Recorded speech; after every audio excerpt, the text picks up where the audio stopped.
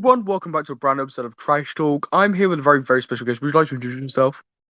Hi, my name is Brother Nier, and I like making commentary response videos towards people regarding their takes on video games. And sometimes I will 100%. cover drama stuff. Mhm. And just diving straight into Mhm. it, for you, of course, like if anybody looks at your channel, they're gonna find quite a bit of like you said, gaming response videos to people like UnderTheMayo, Actman, and stuff like that.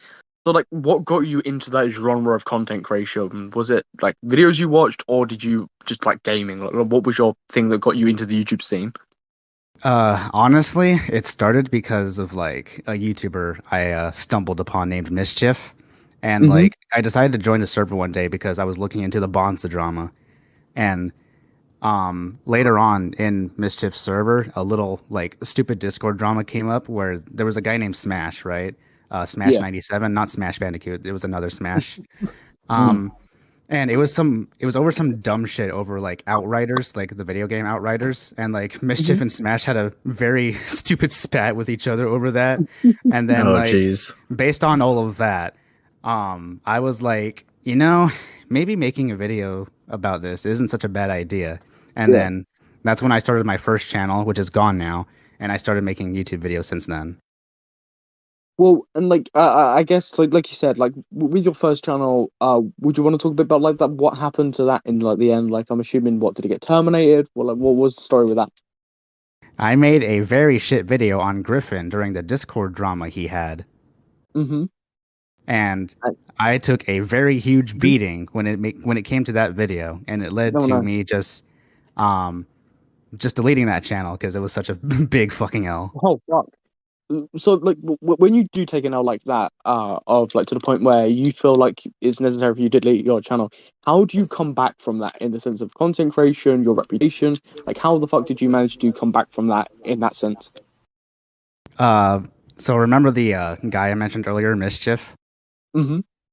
Uh, it wasn't because of him that I came back, but like I did have a lot of drama with that guy because he's a fucking retard, you know. And Yeah. um, and then another thing came up in a server that's also gone now, with this very dumb random person on Discord that was like, I don't know, saying some really stupid shit. Like my very first video on my current channel is about him, and like it was Mm-hmm. some really just whack Discord stuff that like isn't really normal, and I decided to cover it because the guy decided to make a public video about me, and it was very funny. I thought the whole thing was just extremely funny, so I thought it was like an opportunity to just come back and make a video on it because why not? And yeah, and I guess like on that, it's a very similar sort of style of content you're still doing now, and that you were even doing when you were responding to people like Under the Mayo, right? Yeah. Those videos did incredibly well for you, especially of like with your channel, you still got up like hundreds of thousands of views. Like when creating those videos, like do you expect that to gain that traction, or is that always a surprise for you? Because I know when a lot of people do get videos that do really well, they don't plan for it. Is that a video that you expected would do that well, or was that a surprise for you? Like tell me a bit about that video. Honestly, it doesn't really matter to me because when it comes to making videos like that, I mainly just Hmm. talk about what I want to talk about. I don't really like chasing trends. Like, for example, something that's trending right now is Starfield, and I don't really care that much to talk about it. But Hmm. another factor that played into it is that I love Ultrakill. I think Ultrakill is one of the greatest games ever made. And Yeah. when Under the Mayo was just saying all of this dumb stuff regarding the video game that he blatantly gets wrong and just like misses the point entirely on what Ultrakill is all about, that's when I decided, like, yeah, I am definitely making a video on this. And it is surprising to me, though, like, not just how it blew up, but by how my video did so much better than the original video in question. Yeah, yeah, 100%. Like it really did well. Like even just taking a look at your channel, the like questions and stuff, and like skimming through, the video performed really well. It looked like it just did really well like, overall. And like with that, I know you spoke about like making like because I guess your content, like you said at the beginning, it crosses over into not only the gaming like community, but also crosses over into the commentary stuff. So how have you managed to dealt with that? Because I guess that like we're going to come on to later, you've got people that you beef with solely really in the commentary sphere, but you've also got people that like you're talking about in the gaming sphere and the gaming creation stuff. So like, how do you balance that, and like, how does that work for you? Because I guess like for me personally, like I don't think I could do that being like two communities at once while making like that content. Like, how do you do that and like stay sane almost? Well, like I said, it mainly just comes down to what do I want to talk about because I just talk about whatever I want. Hmm. And Mm. is that the release for you, right? Like, because I know a lot of people like that they need their release in their content creation. So for some people it'd be like they want to make a certain documentary video, or they've got a passion project they want to make, right? If it's on the FBT show or whatever. But like for you, like, is that just making videos on games that you like to do? Yeah, I consider making videos like that a hobby. But then like Hmm. when it comes to like some of the drama stuff, like for example, fucking Sean the Legend and stuff like that, Yeah. that's when I'll put Uh-oh. in a lot of passion and like a lot of time into. But like anything else other than that, I just do it because I want to. Well, I do want to touch on the Shaun the Legend stuff. Not too much for obvious reasons. But I do want to touch on stuff like that. So for you, being this like gaming commentator creator, right? Who's like talking about games, like getting to some like little bits of drama here and there, like the you see fit, whatever. Like, how do you come across a situation like the Shaun the Legend stuff and fully dive into that? Like, and I guess for people that don't know about it, could you maybe give a few details on that whole situation? Uh, the Shaun the Legend shit was kind of random because it all started because of the whole like the tipster controversy when he was talking about Lolly. Yeah. Yeah, it started because of that. So what happened was after the tipster drama ended right there, like after the stream with Keemstar and shit, I decided to report the drawing in question on Twitter as like a joke. I didn't think it was actually going to do anything. And Yeah. then Sean came at me for that. And then that's how it all like escalated from there. So like that's also pretty much like how a lot of dramas with me start. It's just out of nowhere. And like I guess of course you didn't expect, like you said, it was just meant to be like a tweet that like wasn't taken too seriously, right? Didn't think it was having any effect. And of course with the Shaun the Legend stuff, like a lot of that stuff on Twitter, at least like with Mythical and other bits, is still going on. Like, Mhm. looking at that, like, how do you look at a drama like that from your perspective as a channel that isn't based around just drama content, right? Like, you're not waking up every day looking for the next like guy that you can dog on, or like the next content creator you can make a video on. You're based around your gaming content, and if there's a guy like UnderTheMayo or Ackman that you want to make a video on, you will. Yeah. But in that sense, how do you deal with that from that content creation sphere? Because you're not a drama commentator. You're like a person that makes videos on games and stuff. So how do you cope with all of that sort of stuff when you do get involved in situations like the Sean stuff? I used to not be able to deal with it. Like when the Shaun the Legend drama started and like he started slandering me and shit, Hmm. I kind of took that personally and I started having a mental breakdown over it. But Oh like fuck. at this Mm. point, like ever since that situation and the Scythe situation where I got like, and Hmm. I have a, what was that? I have no idea. Okay. No Well, idea. like as I was saying, ever since like shit like Shaun the Legend happened and Scythe Hmm. happened, like at this point for me, it's like there isn't anything people can do now that hasn't been done to me already. And like I've only been doing more videos on this channel for like I don't know, less than 2 years at this point, and I'm already in like this position, so I'm just like fuck it. Well, yeah, and I guess in situations like this, it also like not in a negative way, but it also does harden your skin to stuff like this, right? So in the future, when Mhm. you do get involved in other situations like this, you're not in for as much as a shock. And like, so I guess in that aspect, like it probably has helped in certain views because of course, something I do want to touch on quite a bit, is the recent Kumo situation. So of Ah. course, like recently, of course, like you were involved with a situation with Kumo. For people that don't know, would you just like to go through a bit of that? Maybe talk about like how that started and stuff. So the Kumo drama started randomly out of nowhere because my friend Josh wanted to VC with Anna Waifu for the first time, Mm. and Hmm. one of the random people that decided to join in on that conversation was Kumo, and then like my friends like Psycho and Krillix wanted to join in there as well, and then it devolved into just a shit show of just video game arguments left and right, and then like as soon as that like died down, we started talking about Zero Needs Coffee, like the Zero Needs Coffee situation, Yeah, yeah. and we were all like, we were all pretty mixed on that situation. Like, Mm. I don't think the guy's a pedophile or anything, but like what he did was very stupid. And then Yeah. Krillix, my friend Krillix, was like talking about his own relationship on why he was mixed about the Zero situation. And then that's where it escalated to the point where Kumo started accusing Krillix of luring a minor because of his relationship with his girlfriend. Yeah, and like, Yeah. of course, from this point on, right? Kumo has made a couple of videos. Critics has made a couple of videos and stuff, and you've made a video. Like, I guess because it isn't like, I know there is like a little gaming element, that a slight little one. Like, how does it differ for you when a situation like this? I know, of course, Shaun of the Legend, right? But like with this stuff, it is strictly just drama, right? It isn't like Yeah, gaming drama. It's just purely drama.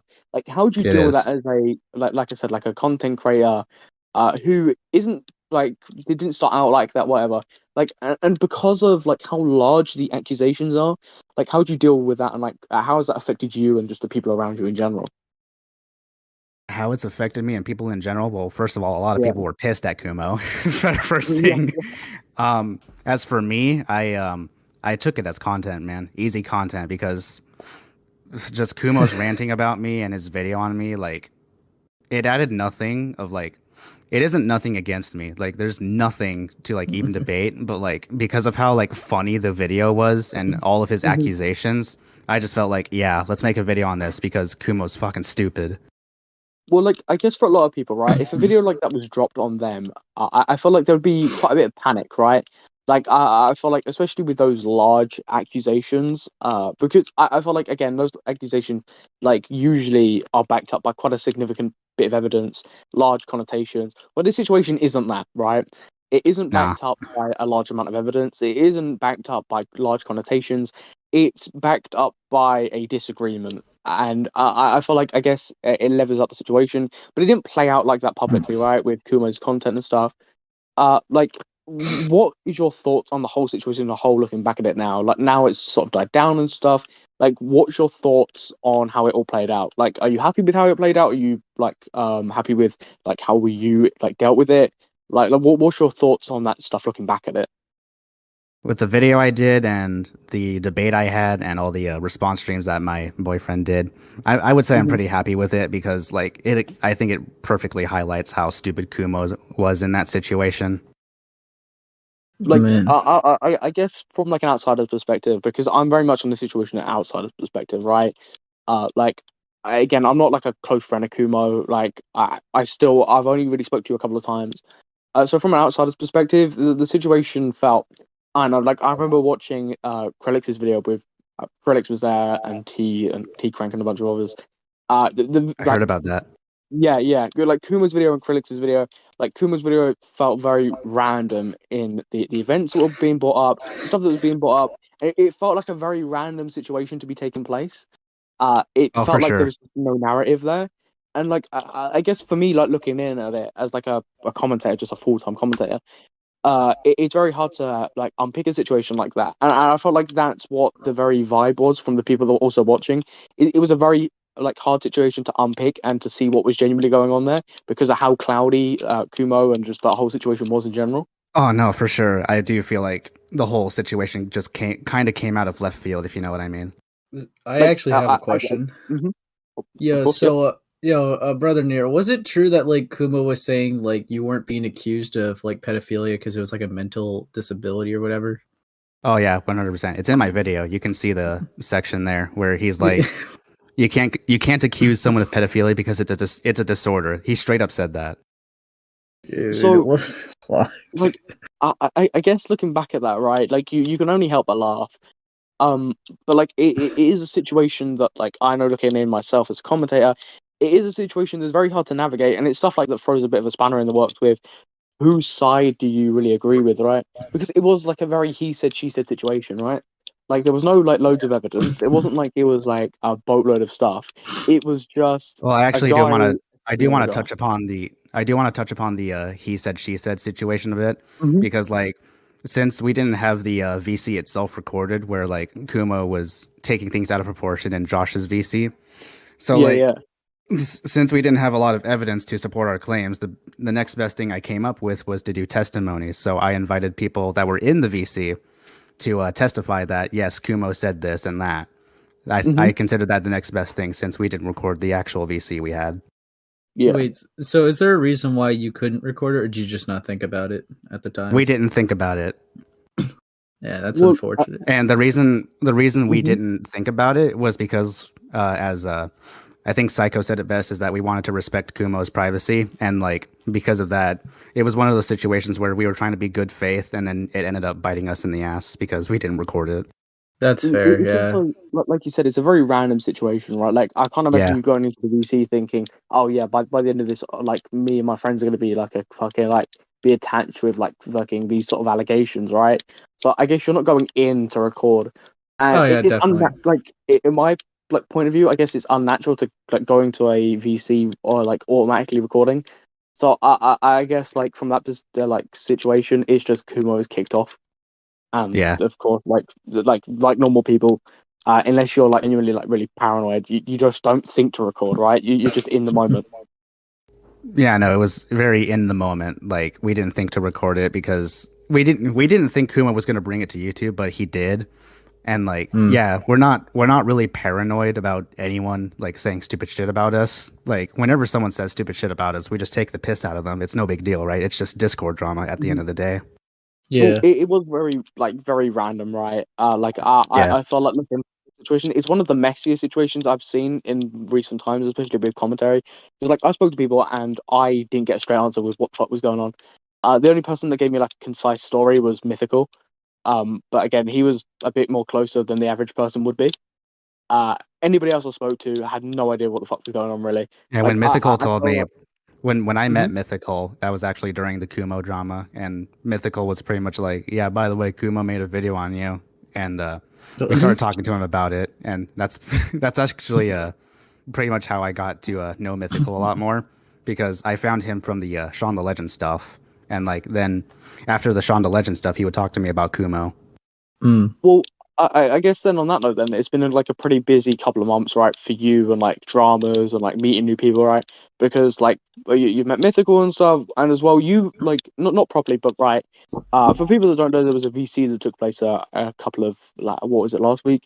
Where Kumo was there, where Krillix was there, and everyone was there, and Nomas was there as well, and you got caught up in the back end of knowing about the Nomas stuff, right? Yeah. So again, this isn't gaming stuff, right? And like I want to stress that enough, right? This isn't like your usual gaming content. So like for Hmm. you, like I know you like you do like the drama stuff, but I guess as well it's learning how to navigate around shit like this, right? Just random stuff because it isn't like it's oh yeah, they've released a video on this game, whatever. Like I don't agree with it. I want to make a video, right? It's very much like left field. Yeah. So I know you weren't involved or whatever, but I do want to ask your opinions just purely because I know you sort of like got hit by the tail end of it. Like, what's your opinions on the Noma stuff? Just purely out of interest, and I think it'd be quite be an interesting conversation to have. So I don't want to jump to any conclusions about Nomis. I still have him added actually, but like Mm-hmm. based on what I've seen from you, like on Twitter, Yeah, um, I am waiting to see if Nomis will do anything about it. But like yeah, if it ever gets to the point where like Nomis doesn't care to address anything and like he can't really disprove anything, that's when I'll cut ties with him. yeah. Like, 100% get Because that. I And just I sort of Mhm. I sort of disagree that Nomis is incapable of redeeming himself, but like if he doesn't take the chance to like properly redeem himself or whatnot, that's when I'll cut ties with him. Yeah, and that's the thing with me, right? Like, I don't want to be his friend, right? Completely, to be completely honest, right? And that's completely fine. If people do, that's fine, right? That's never been my Yeah. thing with it. And I do want to take this time. I know this is your episode, but I do want to take this time to sort of just like speak about it real quick. Um, Okay. I feel like on the tail end of that, right? Of course, like Nomus did like end up responding to all that like Shota stuff, saying that he did in fact send it and he lied about like to the extent of what was going Oh yeah, on I and saw like yeah, those. I saw those yeah, too. It did come off as like awfully convenient that yeah, he demands he insists that he didn't do anything, and as soon as the evidence comes out, he's like, "Oh, my bad, I forgot." yeah. My bad. I forgot. I wasn't thinking about age when I was doing it. I was just banter. Um, which I know for me and seeing his response as of recently, I don't. Again, this is I don't think you've seen this. But he's recently instead of responding to anything else publicly, he's just decided to start attacking people that disagree with him in his own comments.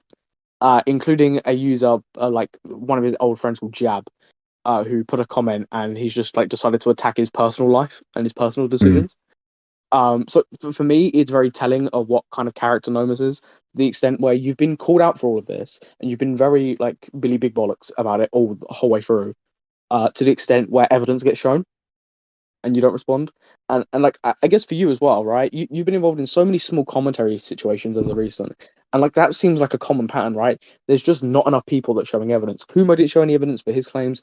Nomas here, like, just isn't really responding with any evidence to disprove anything. And is that an issue that you think, just like turning back on you now, that you think is like a greater issue, right? Because all of these like sort of things just have no like evidence, like for any really people, right? Like Noma's here, he hasn't really done anything like to be able to retaliate, right? He doesn't have any evidence to retaliate with. And do you think that's a bigger issue within these sort of like communities, like the gaming commentary stuff and this form of stuff? Like, is that an issue out wide where people just don't like have evidence to retaliate and they just end up start insulting the people instead? Yeah, I do think it's a bit of a red flag that Nomis is ending up doing that instead of like actually refuting anything. Yeah, and like I think that's the issue with a lot of the dramas, and like even the dramas you've said like here as well, Shaun the Legend stuff as well, Kumo stuff. It all just seems to end in a lot of false narratives being pushed, insulting, going to personal stuff and bits. Which I don't know. I feel like I think even you can say here, I don't think that's a great way to deal with anything. Like Shaun the Legend as well, No, very similar stuff. I don't know. I think it's a very bad way to go about situations. with Nomis definitely. Yeah. I Yeah. I am probably going to call him out at some point because I still have him added, but like yeah, he shouldn't be doing stuff like that. He actually needs to either refute anything that you guys have shown or just straight up apologize and do something Yeah. about it. Do Well, something like about his his only behavior. apology. Well, yeah, exactly. And like I feel like his last apology, which has been, I've only started, I only did YouTube to entertain. Like I'm not getting involved in any more drama. Is very telling as well. It's just like, okay, I've seen this. It's like I've admitted to the show stuff now, and like I lied about it. I'm just gonna go back in my bubble. Which look, I know that like being under pressure and stuff. But I don't know. Like if I was personally being attacked, I wouldn't do that. And just again, Hmm. taking it back on you, right? With like because again like I said, like you've been getting yourself involved with quite a lot of these small commentary dramas of recent, right? Yeah. Accidentally or not, right? Is that something that you yourself have just been enjoying, pointing and laughing at the Spurgs, or do you want to move back away from that stuff and go back to your like other gaming sort of like style crap? I'm unaffected by any of it. Like it's just Hmm. entertainment to me by at the end of the Yeah, day. like I guess it's content as well, right? uh Could be. to a certain extent. Like I like a lot of these situations, they're just spurgs. I guess. Like for you, like I know of course it isn't like your usual content, but it's just entertainment, right? I guess it's something you can come online and point and laugh at. Yeah, like if it's content I think is worth making, yeah, I'll make it. 100%. And just on the terms of content and stuff, I don't know if you'd be willing to speak about this, but is there any content or videos that you have planned out that you're going to release soon? What's your content plan looking like? Um, one video so far, and it's this guy complaining about like pre-order bonuses for Ghost Runner 2. Hmm. Oh boy. And like, That's is my that schedule so something? far. After my Mhm. follow up on Sean, that's gonna be a video that I'll prioritize is the guy complaining about Ghost Runner 2's pre-order bonuses. And like for people like of course like I know you're gonna make a video so you're gonna explain it, but for people that maybe aren't aware, like could you just give like a really brief summary because I don't want to take away from your video. For the Sean follow up. Yeah, for the either or, to be fair, I'm like whatever. Any insight? I guess I'll just do the Sean follow up because the Ghost Runner 2 Hmm. stuff's not really that important. It's just entertaining. But Hmm. all this Sean follow up is about is like ever since my first video on him, like where he was slandering me and shit, it's pretty much been established that Sean will just keep doing what he's doing and repeat the cycle with people like Mythical and Krillix, shit like that. So Hmm. my second video on him is just gonna highlight the hypocrisies, the continuing of the cycle, just him being a terrible person overall. Well, yeah, like because I know of course Mythical dropped his video. Like I was on the video as well, and I believe that Sean he did make a response, didn't he? But then he swiftly deleted it. He, it's weird. So what happened was during Mythical stream, like when he was responding to the video, Sean deleted it. And then as soon Hmm. as Mythical was done streaming, Sean uploaded it again the next day. But the difference being, in the beginning of the video, he added in out of context clips from Mythical stream. That's weird. That's strange to be doing that. Yeah. But no, I guess with that, like, like I know I spoke about the Sean stuff earlier a bit, but is that a situation that just genuinely intrigues you as well? Because I know, like, it started off as a bit like a joke, but is that stuff that genuinely intrigued you? Oh, for sure. Because like again, I have a lot of like personal experience with Sean. So like just seeing him do this shit all over again with people like Krillix and Mythical is like, yeah, I should definitely talk about it.